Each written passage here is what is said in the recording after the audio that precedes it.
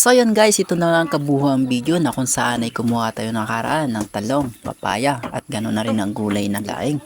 So what's up mga idol, maraming salamat pa rin sa patuloy na pagsuporta, lalong lalo na sa mga baguhan dyan. Huwag nyo nang kaligtaan na i-follow na rin at syempre pa-share na rin ang video na to. Ayun sa pagpatuloy ng video na to guys, kung saan na nga pinitas na nga namin yung dalawang bunga dito, bagamat nahinog na nga, kulay ganun pa lang yung balat, pero yung laman nito ay napakasarap naman talaga. Tunay nga naman talaga nga kapag ikaw may tinanim, meron kang anihin. Talaga naman napakasarap mamuhay sa probinsya, lalo na kung ikaw may sarili lupain, kahit anytime, anywhere, kahit saan pwede mong pagtanam ng kung anumang ori ng pananim. Ayun o, makikita mo talagang sobrang hinog na kahit na medyo berde pa yung kanyang balat. Kung talagang titignan mo ang kanyang loob, hinog na talaga. Ito yung papaya na napakasarap lagyan ng gatas guys.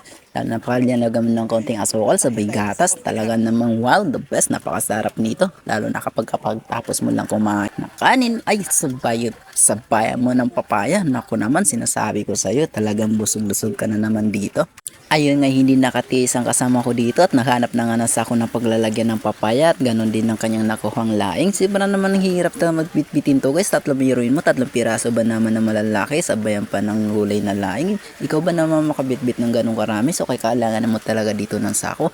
Ayun nga, nakita ko dito ng legendary na pinakukuluan ng tubig. Sabi ko nga dito, parang gusto to kay Bostoyo. Tingin nyo guys, kung sakali mang ibebenta to kay Bostoyo, sa tingin nyo magkano na kaya ang presyo nito? Sabagkat ito tumagal na rin siguro ng 7 taon o 10 taon na ginagamit kung pinapakuluan ng tubig. Bilang banda mga boss, ito na mapapansin nyo dito kung saan namimitas na kami ng bunga ng talong. Kung mapapansin nyo mga boss, medyo matataas na nga damuhan dito, bagamat sa patuloy na pagbuhos ng malakas na ulan, hindi na nga namin magawa makapaglinis dito.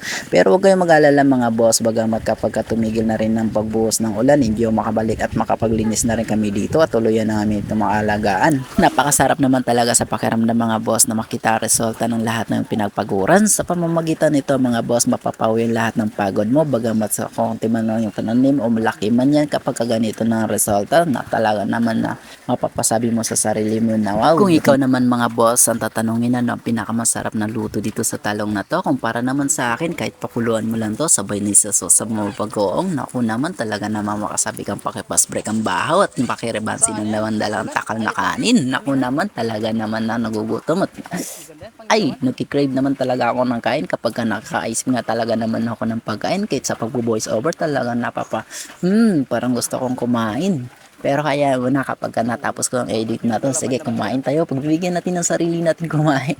Alagaan natin sarili natin. Sa mga nanonood pala dyan guys huwag niyong kalimutan huwag niyong kaligtaan na kumain. Ayun guys, kung umabot ka sa parte ng video na to, lubos nga pala ako nagpapasalamat sa iyo at lubos-lubosin ko na ang paghingi ng power sa iyo na baka naman pwede pa like and share naman ng video na to at sa ganoon ay mapanood ng ibang tropa mo.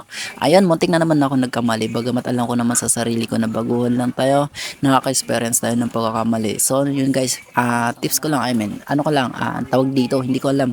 Pero gusto ko lang sabihin sa inyo na kung gusto mo rin maging content creator, hindi ko alam, content creator na ba ako? Oh my God. Pero kung gusto mo man gumawa ng mga video like me, gagaya ko, alam ko naman makaka-experience ka na ganito, na utal, nawawala sa focus, nawawala sa kung ano man na gusto mo sasabihin mo, okay.